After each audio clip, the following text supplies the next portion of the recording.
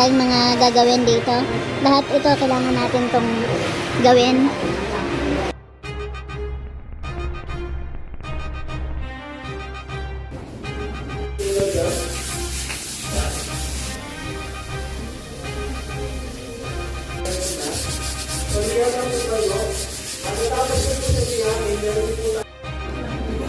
Kaya nga mahabang patuyo siya ng patuyo habang dinigin mo.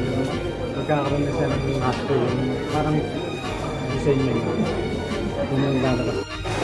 So guys, mag-a-apply na tayo ngayon ng Easy Granay. Ita-try natin kung kaya natin itong gawin sa ating mga DIY. So, sa mga architects ng Diliman, good. Kahit random pa lang po yung pag-art nyo dyan. Pero pag finish nyo na, isang way na lang po.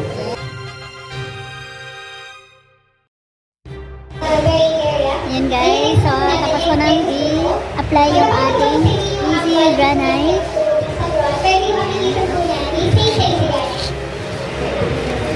One direction lang tayo, one direction.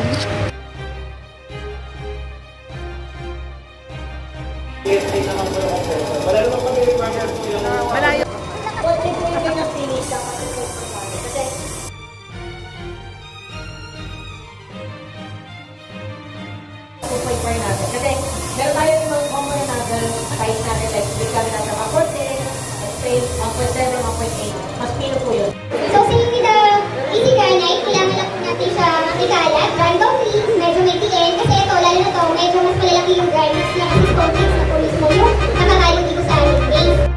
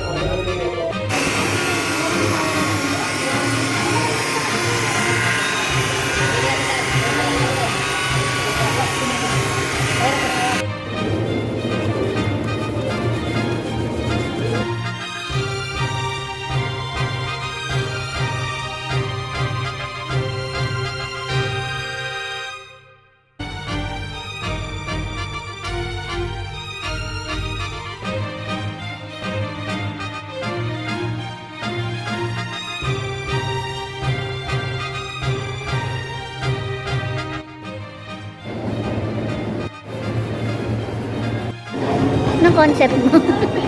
Puno. Uling. Phone station.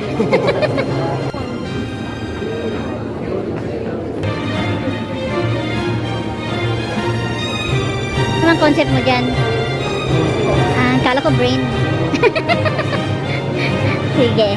Ikaw rin? Outer space rin yan? Yes po. Parang magkarugtong lang kayong dalawa. Ay, outer space din yan, Press? Abstract. Abstract. Oh, di ba? Kasi na? Wala, nang-ano lang ako. Nagbi-video.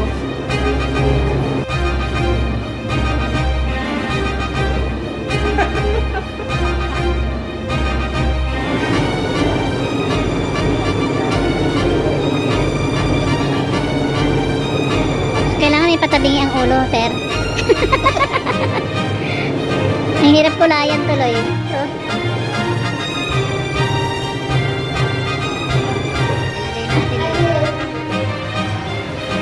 ay, hala. Yung aking ano. Galaw lang. Happy birthday!